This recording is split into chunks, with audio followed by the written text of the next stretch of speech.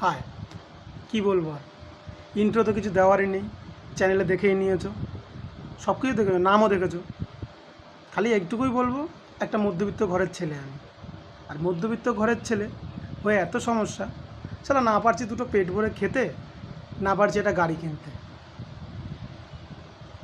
কিছুই পারছি না। বাজারে গেলে, রাস্তায় বেরোলে, শালা যদি কোথাও বলে ওই ওই বলে যদি কেউ ডাক দেয়, নাম ধরতে হবে না, বাস ঘুরে তাকিয়ে গেল, কে ডাকছে। এই হলো মিডল ক্লাস ফ্যামিলির বিরাট বড় সমস্যা। রাস্তায় গিয়ে বা বাজারে কোনো দোকানে গিয়ে, ধরো ফলের দোকানে, আঙুর ফল, দাদা দাম কত? ও দাম বলার আগে, দোকানদার তো দাম বলবে একটা, দাম বলার আগে আঙুর ফল ছিঁড়ে খাচ্ছে, কনফিডেন্স ভাই, মিডল ক্লাস ফ্যামিলির কনফিডেন্স এগুলো। মিডল ক্লাস ফ্যামিলি, কী বলবো আর।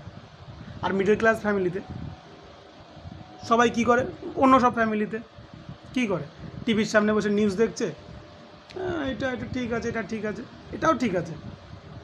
আর আমাদের মিডল ক্লাস ফ্যামিলিতে কী হয়, পার্লেজিতে আগে 16খানা বিস্কুট ছিল, এখন 14খানা।